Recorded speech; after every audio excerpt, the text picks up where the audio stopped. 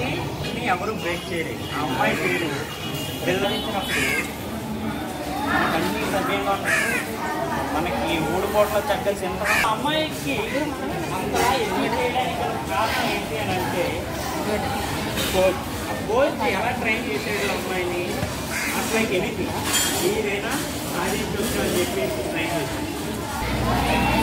ఎలా అయినా సాధించాలి డిటర్మినేషన్ మనం ఏమంటారు సంకల్పం అంటాం. సో మీరు ఎప్పుడైతే ఆ సంకల్ప బలం ఓకే ఈ స్పెసిఫిక్ గోల్స్ ఏవైతే మీరు పెట్టుకున్నారో వాటిని మీరు అచీవ్ చేయాలంటే ఇంకొక స్టెప్స్ చెప్పనా ఇక్కడి నుంచే వస్తుంది. ఇక్కడి నుంచి వద్దా అంటే మనకు అనవసరం లేని వాటి మీద మనం ఎక్కువ ఆలోచించాలి. సో క్విజ్ అంటే మీరు అనుకునేది కాదు. Quiz stands for K stands for. So మనం చదువుతాం, బయట చాలా విషయాలు నేర్చుకుంటాం. సో వాటన్నింటినీ మనం ఏమంటాం అంటే డేటా ఏమంటాం. చదువుకునేది నేర్చుకునేది వాటన్నింటినీ మనం ఇంప్లిమెంట్ చేస్తే దాన్ని నాలెడ్జ్ అంటాం. అవునా? కాకపోతే ఉపయోగం ఉందా? సో అందుకని మనం ఏం నేర్చుకున్నా దాన్ని ఇంప్లిమెంట్ చేయాలి. So implement English are Telugu?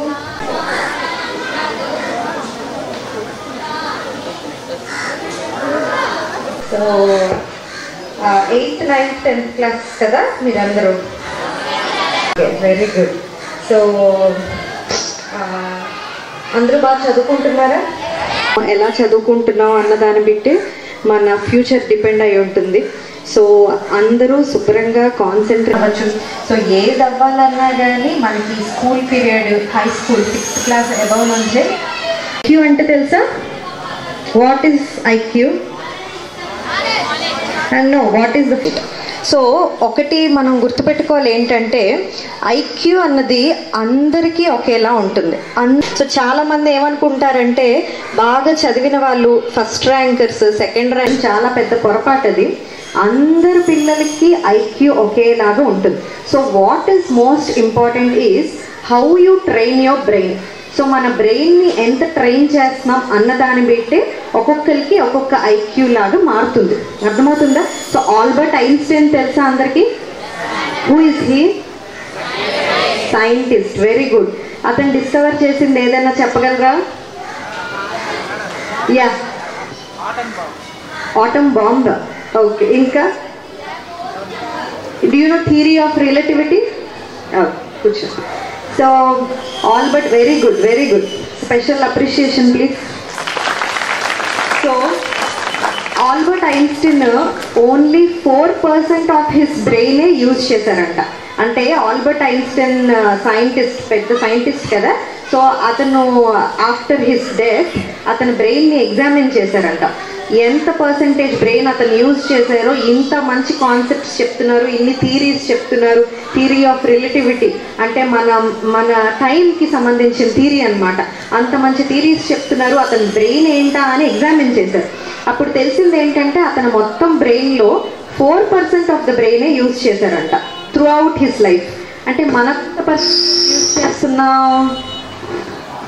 Use చేస్తున్నావా అన్నది చూసుకోవాలి. ఓకే, సో ఎంత మనం బ్రెయిన్ని ట్రైన్ చేస్తున్నాం అన్నదాన్ని బట్టి అంత మన ఐక్యూ పెరుగుతుంది. సో ఐక్యూ అన్నది ఖచ్చితంగా ప్రతి మనిషి వాళ్ళు ఇంప్రూవ్ చేసుకోవచ్చు. ఓకే, సో ఇప్పటి నుంచి మీరు ఈ బ్రెయిన్ని ట్రైన్ చేసుకోవడం మీద కానీ పెట్టుకుంటే కాన్సన్ట్రేషన్ అంతా, ఎన్ని మార్క్స్ వస్తున్నాయి ఇవన్నీ పక్కన పెట్టేయండి. ఎన్ని మార్క్స్ వచ్చినా పర్వాలేదు. ఫస్ట్ ర్యాంకరే బాగా సెటిల్ అవుతాడు, క్లాస్లో లాస్ట్ ర్యాంకర్ కూడా బాగా సెటిల్ అయిన సందర్భాలు ఎన్నో ఉన్నాయి.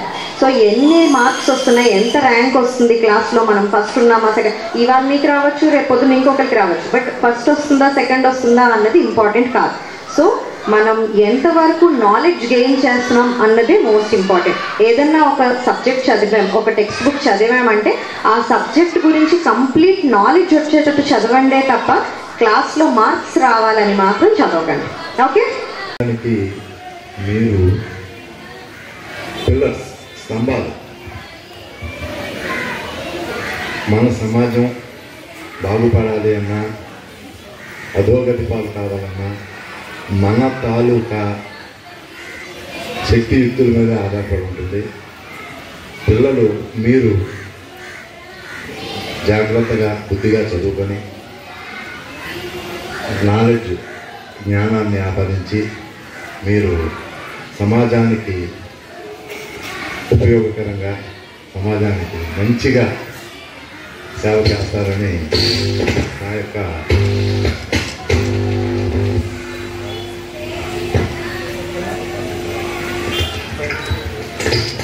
యొక్క అభిప్రాయం.